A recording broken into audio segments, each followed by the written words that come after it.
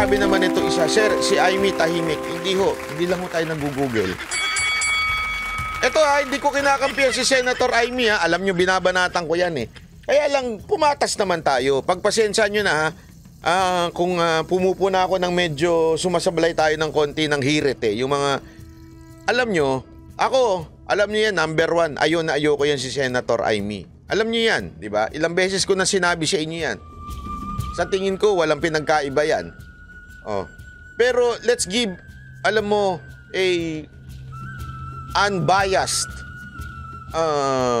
criticism. Kasi ito, pakinggan nyo ito Speaking of Senator Amy, wait lang, ayan. Tinanong siya kung naniniwala ba siya na merong tawag dito, merong nanggaganap na destabilization. Ito si Trillanes, parang asong kaul lang kaul eh. Ito, pakingge ha, pakingge. Alleged destabilization plot against the Marcos administration. Nababaduyan na ako sa mga chismis pa ganyan. Lumang tugtugin na, no? Nakakasuyan. Unless may tunay na katubayan, huwag tayo masyadong praning. Basta magtrabaho lang tayo at kung maaari, ibalik ang usapin sa bigas. Unahin ang pagkain. Yun lang ang aking mantra. Unahin ang pagkain. Gutom ang Pilipino, hirap tayong lahat. Yun na nga. Ayan na nga ho ang tinatanong ng mga kababayan natin eh. Ano ba ang ginagawa ng Senado tungkol ho dyan? Tama naman yung sagot ni Senator Amy na wag naman kayo masyadong praning. Alam mo, Senator Amy, kasi Trillanes talaga.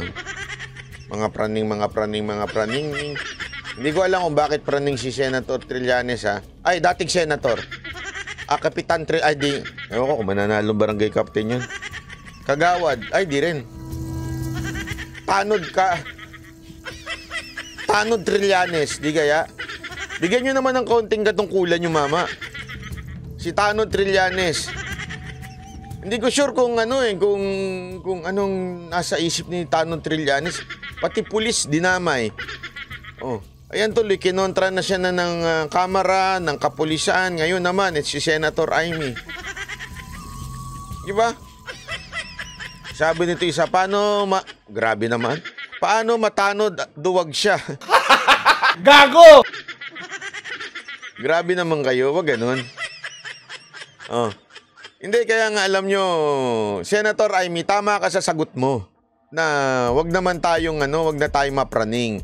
Siguro maganda, Senator Amy, yung mga bagay-bagay ayusin nyo dyan sa Senado, yung pagkain. Kasi yung inflation, sa Mendang, salamat po. Itong mga taga-Amerika lang, parang walang inflation eh. Taga-Japan eh. Panay ang pakulay eh. Parang walang inflation sa kanila eh, no?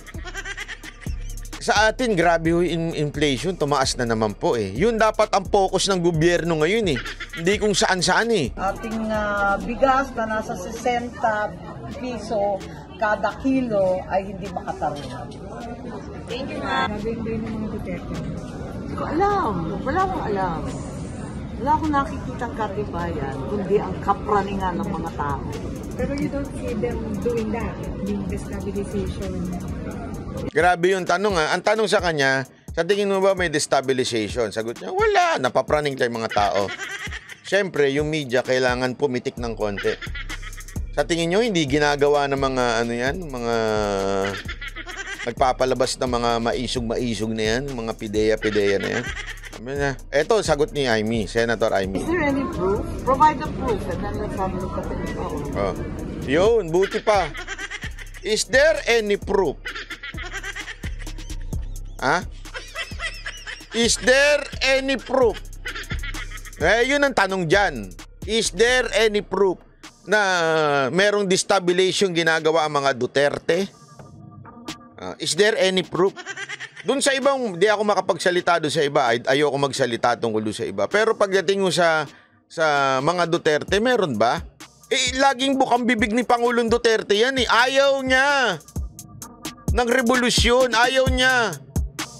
Basta siya, pinupuna lang niya yung mga mali. Ayaw nga niyang tawagin siyang oposisyon eh. Tinanong siya dyan, di ba? Basta siya, bilang Pilipino, nagsasalita ng mga nakikita niyang hindi tama. Yun lang yun eh. Yung iba dyan, napapraning na. Meron tuloy tanong dito. Sabi ni H. Lisa, pwede magtanong sino mas matanda, si Aimee or si Lam? Ask lang po. Isa lang ang tanong ko sa'yo. Sa sagot mo. Ay, isa lang ang sagot ko sa tanong mo. Alam mo kung ano? Ha? Saan ba? Sa mukha o sa edad? Di ako sure eh. Gago! Hindi tayo sure eh. Bale, kasi kung sa itsura, ewan ko yun, ako magsalita. Hindi ako makakomment para... Gago! Kasi merong isa doon di na gumagalaw eh. Ay, hindi ko na alam eh kung ano ba talaga. Di ba? Hindi natin sure eh. Ito si si Bastik, kakaiba rin ano. Ito ang itsura ng Pilipinas ngayon. Hindi, alam mo malalim yung sinabi ni Basti na yun eh. Yung ito ang itsura ng Pilipinas ngayon. Kasi iba literal lang na ininterpret yun kasi ganito si pangalan na to, si First Lady, ganito itsura, hindi uso ganun. Hindi naaayon sa panahon. Sabi niya, yun yung mga sinasabi ng iba, pero sa totoo lang, malalim yun. Malalim yung sinasabi ni Basti. Dito pinakikita lang niya kung ano na ang meron ng forma ang Pilipinas ngayon. Kung dati, 'di ba, na ang itsura ng Pilipinas ang mga Duterte, yung alam mo na, yung alam ang nararamdaman, yung simpleng mamamayan. Ganon, ika nga. Simpleng mga tao. Yung nasa airport, kumakain, nasa table, hindi doon sa lounge. Alam mo yun, ganun eh. Yeah? Ngayon, parang sinasabi niya, iba na. Iba na ang antas ng mga gobyerno ngayon. Yun yung malalim na interpretasyon. Diba? Yun, hindi lang yung sa itsura. Kasi baka sabihin ng iba dyan, lalo na yung mga bangag vloggers. Baka sabihin naman nila, grabe naman yan. Ad hominem naman yan si Baste. Hindi ad hominem po yun. Ang sinasabi niya, yung dating simple na gobyerno, ngayon iba na. Kasi nga, kita mo naman yung pagiging syala ni Madam dun eh. Madam Lisa eh. Yeah. Ibig sabihin, ganun na itsura ng gobyerno natin ngayon. Malalim yun. Huwag naman kagad simpleng lang. Bisaya kasi ang salta ni Baste hindi maintindihan. Actually, hindi ko nga naintindihan yun eh. Alam nyo ba, nanonood kami dun sa SMNI habang kumakain ng sobrang sarap na pagkain. Grabe itong SMNI, sarap-sarap na mga handa nilang pagkain. I appreciate it, mga taga-SMNI sa totoo lang, kung wala niyan, di na ako punta. Sabi nga, stomach is the way in man's heart. Di ba? May mga ganun-ganun eh. Gago!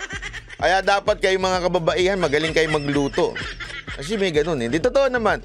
Salamat SMNI sa pagpapakain nyo sa amin. Kahit wala po kami sahod.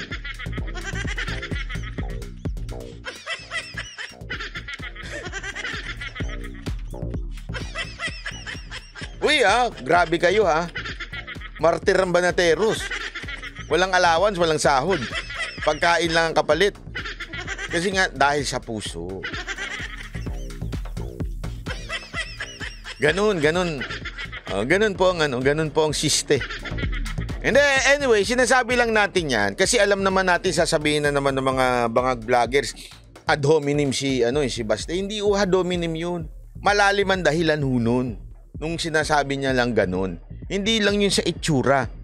Yung form of government or the kind of people governing the government. Yun.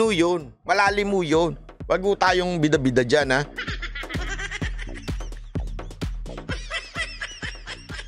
ito. Pakinggan natin itong ano na mangyayari sa PDEA Leaks. Kasi yan yung mga tanong ng iba dyan eh. Kasi sigurado ako ending nito. Alam ko yung in-expect nung iba eh. Ending na naman nito, gusto nilang makulong si Marcos. Or gusto nilang si Bato kundinahin si Marcos. Ganyan ang ending niyan eh. Trap ito kay Bato.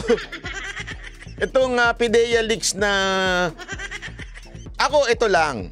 Sana matuwa na tayo, at least diniscuss sa kanyang hearing, di ba? Kasi kita nyo naman yung mga sinasabi ng iba diyan, na ibang senador, di ba? Kesyo parang namumuliti ka na. Ganun ang sinasabi. Sino ba to? Yung presidente nila? Si Senator Zubiri, di ba? Kaya nga matuwa na tayo kasi mahirap tong ginagawa ni Bato. Siya ho yung committee niya ho ito na alam naman natin talagang tatamaan ng presidente dito. And yet, nanindigan. Pero doon lang tayo sa aayon sa batas. Mahirap kasi yung iba dyan gusto beyond sa batas. Ang batas ho, hearing ho ito, pagdinig lang ho ito. Hindi naman ho ito korte na dapat na husgahan na kagad yung mga nabanggit. Ang problema, may mga problema pa nga ho Ipapakita ko sa inyo ha. Pasok. Ang chairman po ng Public Order and Dangerous Drugs ng Senado, Senator Bato de la Rosa. Magandang umaga po, Senator. Magandang umaga sa iyo, si DJ Chacha ba to? Yes po, Senator. DJ Chacha po. DJ Chacha at saka si Ted. Si Bato lagi na lang nakakalimutan yung mga interview sa kanya. Isang araw si Boss Dada, di niya rin Hindi, biro lang ha. Good morning sa inyong dalawa at sa ating taga-subaybay. Good morning. Salamat sa panahon. Go ahead, Jack. Thank you for your time, Senator. Diretso po tayo agad doon sa nangyaring Senate hearing kahapon kung saan isa po sa mga natanong dito nga po sa nagsiwalat doon sa pinatawag ninyo sa hearing na si Morales, yung tungkol po sa pagkakakilanlan ng informant niya. Kasi itong impormasyon na ito ng PIDEA leaks, hindi po sa kanya galing mismo. Base po doon sa mga sagot niya kahapon, sinasabi po na hindi niya matandaan yung pangalan, maging yung kasarian, hindi niya rin po maibibigay. Paano po ba natin maipupurso pa itong ganitong klase ng Senate hearing kung yung informant mismo, Senator, hindi niya maibigay sa atin? Alam mo, malaking problema po yan. Sa totoo lang, medyo malaking problema po Hindi ko sinasabing yung credibility ni Morales medyo nabasag. Pero yung mga tanong na hindi niya na masagot, kaya ako tinatanong yun kasi kailangan ng ebidensya. Hindi pa pwedeng yung tinatawag na hearsay na galing kay ganito. Mahirap po yun. Kasi if that's the case, everyone could just go sa Senate at sabihin, sabi kasi ni ganito. Di ba ho? Lajinsky, maraming salamat po. Kailangan natin tingnan to ng mas malaki. Sa totoo lang, wala nang maire-reveal si Morales na masasabi nating pwedeng magamit. Pwedeng malaman ng tao. Kasi pag tinanungan mo siya ng ebidensya, laging hindi sa kanya direkta. Merong ibang pinagdadaanan. Di ba ho, may source, ganito. Hindi naman niya mapangalanan. Sa totoo lang, kung sa korte ito, naku po, yari ho si Morales dito. Kaya, anong punto ko dito? Ang punto ko dito, at least, dumaan sa Senado. Malaking bagay na ho yun. Nagagalit kagad tayo kay Bato. Malaking bagay na po yun. Lumabas na. Yung dapat, at least ngayon, dinidiscuss na ng media. Yun ay malaking accomplishment na. Di ba ho? Kasi, kung sa korte yan, naku po, patay tayo dyan. Di ba ho? Ako lawakan natin yung isip natin. Kasi, tingnan nyo, pakinggan nyo ho. Pasok. Yun nga, no? Yun nga. Kaya nga, isang hearing na lang ang aking schedule this coming Monday para mapagbigyan na lang yung mga ibang nabanggit na pangalan. We have to hear their sides also. So, patungkol dyan sa yung sinasabi niya na hindi niya maalala. Pero ako, retired police ako, DJ Chacha.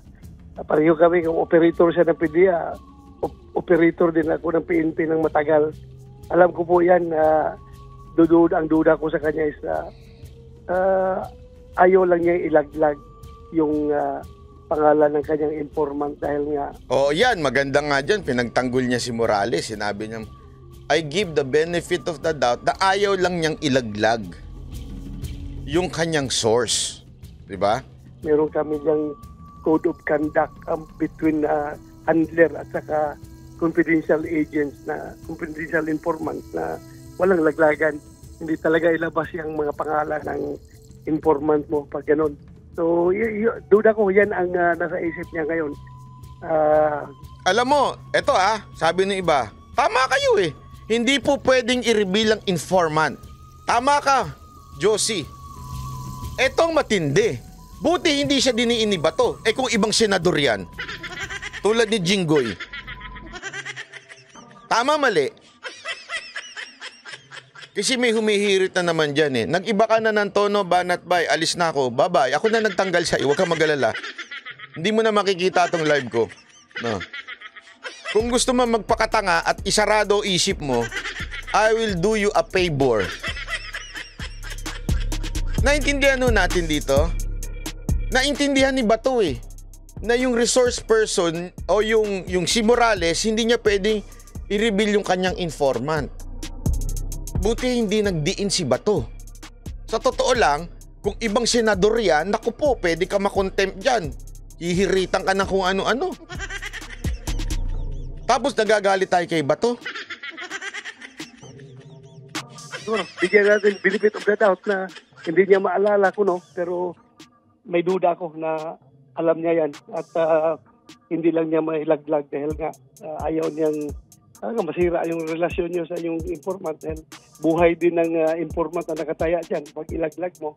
So, duda ko, yan ang sitwasyon ngayon na Morales. So, kahit po may pag-aalinlangan yung ilang mga kasama ninyong mambabatas, maging ang PIDEA nagsabi na rin po noon na fake po yung mga dokumentong kumakalat at yung mga nagko-question din dito po sa kredibilidad nitong si Morales. You will still stand by your word, Senator, na kayo po ay naniniwala na authentic ito pong mga dokumento na lumabas? Yes. I will stand by my word. I'm going to bet my life pagdating sa papel na yun.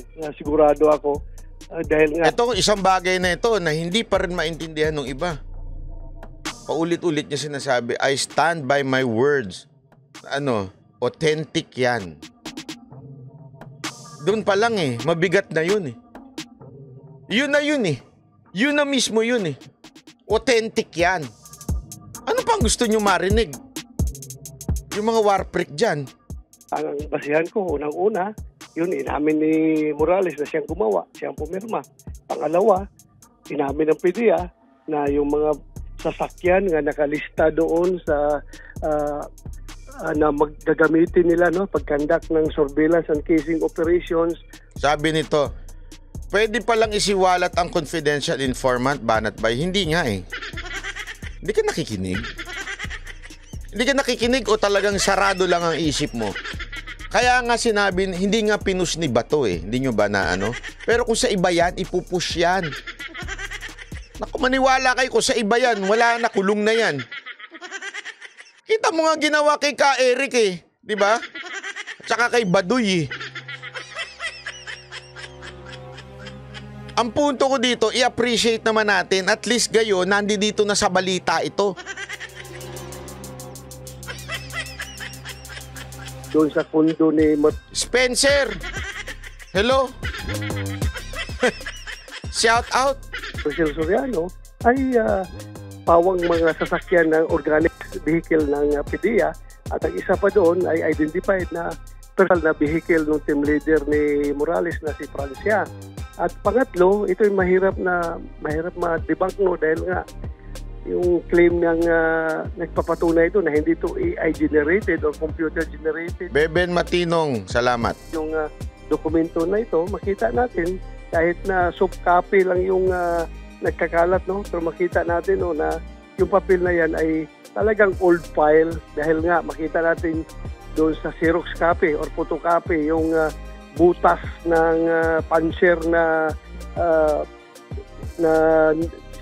papasukan ng passenger para gawing file yung papel na yan. So ako'y naniniwala na authentic yung papel na yan. Ang tanong lang, pag sinabi ng PIDEA kasi na non-existent, yes, totoo yun. It's non-existent as far as they are concerned. Non-existent yan sa file nila dahil somebody took it from the file. Yun, kasi hindi maintindihan ng iba. Matagal ko nang pinaliliwanag yan. Naturalmente, ididinay ng PIDEA yan. Kasi nga hindi na umabot sa kanila. Ano pa lang yan eh, parang nasa baba pa lang yan eh. Parang iniimbestigahan pa lang. May pumigil na. Yun ang punto dito ni Bato. Yung iba dyan, kailangan pang espelingin. Galit na galit. Talaga, kahit anong bulat-lat nila sa kanilang, kahit anong inventory gagawin nila sa kanilang mga file documents, ay hindi na makita yan dahil somebody took it at nagpakalat doon sa social media. So yun lang ang basihan natin. Kaya nga kahit na lahat, hindi ko naman kinuha lahat ng statement ni Morales, hook, line, and sinker. Alam ko may sinasabi siyang totoo at meron din siya sinasabi na medyo may kunting alinlangan ako, hindi masyado akong kumbinsido. Pero kahit na anong giba mo sa credibility ng witness, siguro kahit na kumbiktado ka na kriminal, no? Siya, hindi pa naman siya kumbiktado, facing charges lang. Sabi tuloy dito isa, intindihin mo kasi mga typical Pinoy, banat ba? Matagal din kasi nanonood ng mga teleserye, yung mga yan, kaya mabababaw. Grabe ka naman. Kasalanan ng teleserye. Only banat ba hindi bumanat kay Bato? Kasi nag-iisip po ako.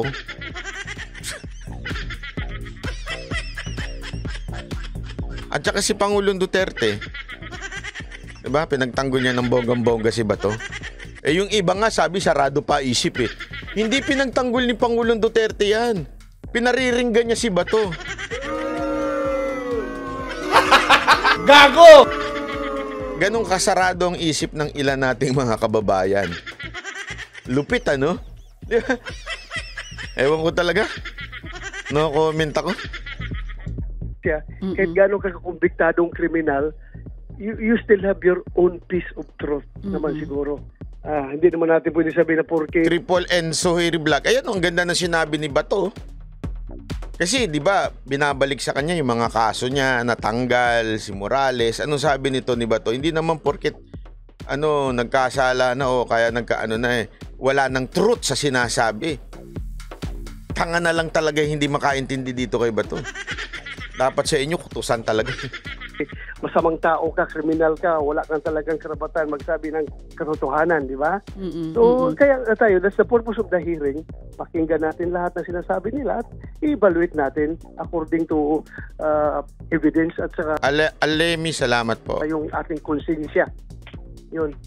Yung nabanggit niyo po ngayon na meron pang ibang mga sinabi si PIDEA o dating PIDEA agent Morales na iba pang mga impormasyon. So meron pa rin po siyang ibang mga sabi ni Spencer, panoorin yung live ko, ganyan din paliwanag ko. Magaling, matalino ito si Spencer. Kaya manood kayo dyan, mag-subscribe kayo kay Spencer Lakale. Panoorin nyo yan, isubscribe ninyo dahil malupit po yan. Simple lang yan pero rock yan. At malawak ang isip niyan at independent yan. Yan ang gusto ko kay Sir Spencer. Panoorin nyo yan. Binanggit po ba bukod kay Pangulong Bongbong Marcos Jr. at sa aktres si Maricel Soriano? Socorro Gomez, salamat po. Malinaw na sinabi niya na authentic ang document so wala dapat pag-usapan pa. Tama ka, Socorro Gomez. Salamat po. Marami, may mga nabanggit siya doon sa kanyang position paper na kanyang pinirmahan. Nilahad kahapon. Hindi nga niya pinirmahan pero nilahad niya. Once, since he was under oath, good as a sworn statement na rin yung mga pinagsasabi niya kahapon. So, yung sinabi niya doon na pinigilan yung operations nila ni dinis-approve ni General Gadapan yung operations nila, yung former Deputy Director General for Operation ng PIDEA upon the orders of Executive Secretary Paquito Ochoa. So, since nabanggit si pangalan ni Ochoa sa nag-order na ihinto yung operation, ay kailangan mag-shed light siya sa committee. Confirm niya o hindi yung sinabi na yan ni Morales. Iguro at maraming salamat mga tao. May masabi lang, tumataol din kung may narinig sa taol kasi kahit tae yung dahilan. I still believe Bato can get to the bottom. Yun na nga. Pero tandaan natin kasi yung laging paulit-ulit na nami-misconcept ng iba o nami-misunderstand ng iba na yung hearing na yan ay hindi para patunayan na si Marcos ay adik. Kasi that would be unfair. Dapat, nasa kanya-kanya naman na tayong opinion. Hindi na natin kailangan kasi kailangan nating patunayan. May kanya-kanya na tayong opinion. Kami nga, 2022, nakinig kay Pangulong Duterte. Diba? Meron na tayong konklusyon. Kayo naman may konklusyon na rin. Ngayon, hindi ho trabaho ng isang senador na patunayan ng isang bagay na kailangan niyan sabihin, hindi, adik talaga ito. Hindi. Alam nyo, wag niyong igaya kasi nagkakaroon na tayo ng maling konsepto sa Senado Gusto natin yung katulad ni Ontiveros, 'di ba? Mga walang alam ho yung mga ganong klaseng senador na nagkukondena. Hindi ho trabaho ng senador magkondena. Ang trabaho ng senador yung pagkaroon ng batas na pwedeng mahugot mula dyan. At ang dahilan nga ho niyan kung bakit kumalat yung ganyang klaseng papel na dapat confidential ho yan. Yun ho ang dahilan. Pangalawa, yung isa niyang hearing, inaalam kung paano pa mai-improve ang paghuli ng droga. Yun ho ang purpose nun. Hindi ho ang purpose ay magkondena ng presidente. Sa rally ho natin gawin yun. Okay? At hindi naman na kailangan, siguro naman hindi na tayo kailangan kumbinsihin pa. Bakit pa tayo naghahanap ng kakampi kung tayo ay kumbinsido naman na? Tama, mali. Di ba ho? Yun ang importante. Eto, tama yung sabi nito. Baka si Ochoa ang dukot ng files. Alam mo, yan ang importanteng magawa ng batas. Na hindi pwedeng dukutin ng kung sino-sino yung mga, kasi pantakin mo. 'Di ba? Merong intelligence gathering. Ito yung intelligence. Tapos merong isang taga Malacanang lang. Sabi niya, ay, kaibigan ko yun, di pwede yun, dukutin ko nga yun. Dapat makasuhan. Yun yung batas na dapat gawin nila Bato. Pag merong mga confidential at pinatigil, dapat kasuhan. Diba? Yun yung dapat Sabi nito isa, mali, banat bay. Bahala ka sa buhay mo, gumawa ka ng vlog mo. Hindi pwedeng basta mali lang, ipaliwanag mo bakit mali. Sabi niyo, At saka yung si General Felizardo Serapio na nagpatawag sa kanya sa Malacanang upon the orders of Secretary Ochoa, ay pinapatawag rin natin.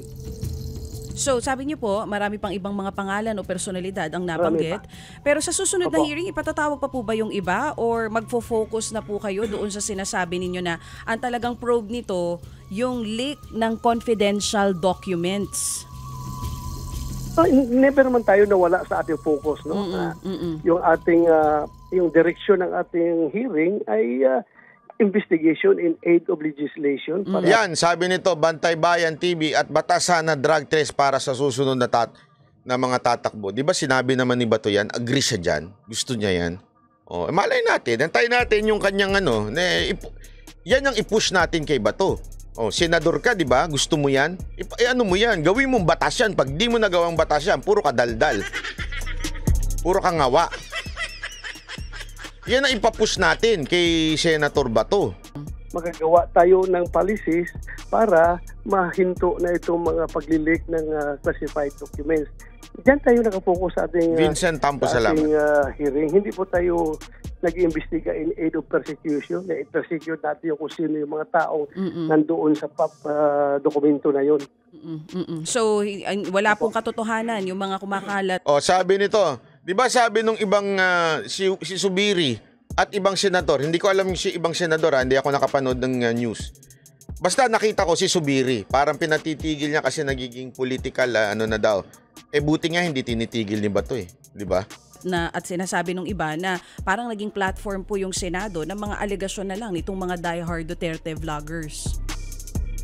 Ay, Galit na galit si Madam. Oh. Madam! Ito kasi si alam nyo naman to si DJ Chacha. Matagal na ito nagko-komento sa Twitter ng mga anti-Duterte. DJ Chacha, do your research. Hindi po pro Duterte yung mga vloggers na nagpakalat niyan. Okay? You know yung mga anti-Marcos vloggers. Para lang sa kaalaman mo, DJ Chacha, do your research, mag-google ka. Bihira ka. Reporter ka pa man din, di ka marunong mag-google. Ang mga naglabas ho niyan, hindi ho pro Duterte. Anti-Marcos, oo. Kung ganyan lang palang kapasidad ng utak mo, Madam DJ Chacha, ba'y mag-vlogger ka na lang din. Sumama ka na rin sa mga kasamahan mong ensimada vlogger. Diba? Anong tinamaan ka? Hindi ako tinamaan kasi malinis ang konsensya ko. Never akong nagkarga ng chismis sa channel na ito na walang pruweba.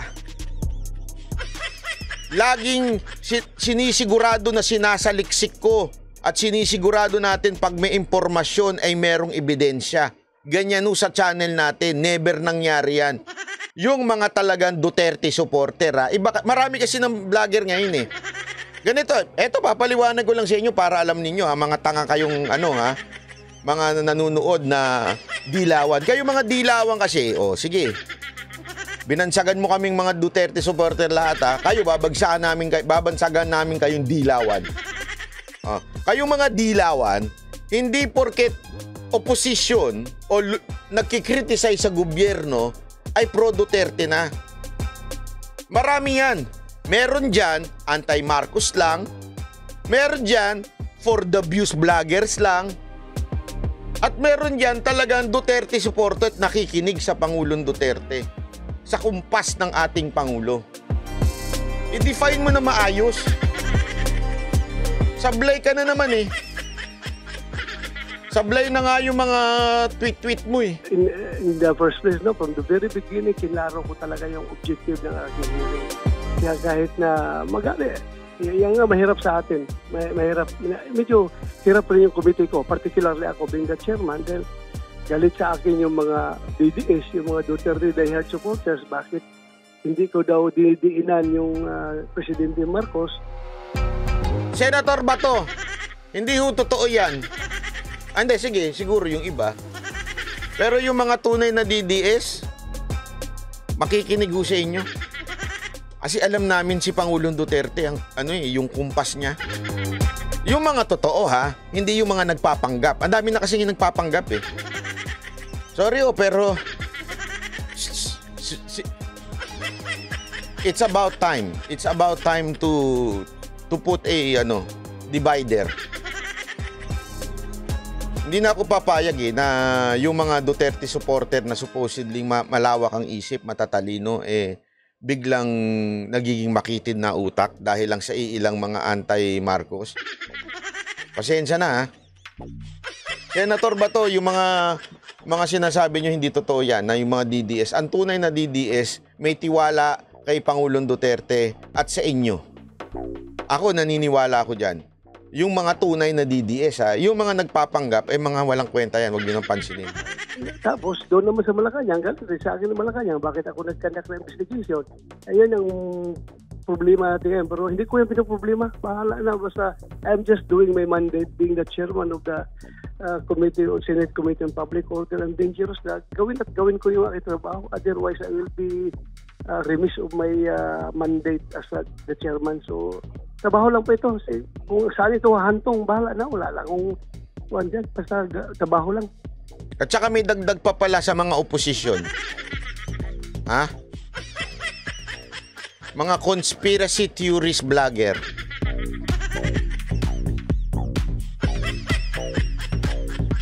Yung tipong may nakita lang, kukulayan na kaagad ng kung ano-anong kulay. Kasi dapat nating matandaan, pag tayo nag-judge ng isang bagay, dapat may ebidensya or merong pattern. Di ba ho? Katulad nga na sinasabi natin, kasi sigurado ako sasabihin, di ba, banat ba, ikaw din naman eh. Ba't mo sinasabi na si Rama ginigipit dahil sa maisog? Kita mo naman yung pattern.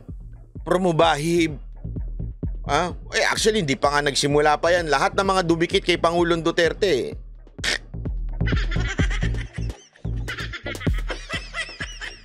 May pattern eh. So, may basihan yung pagbibigay natin ng ganong klaseng opinion.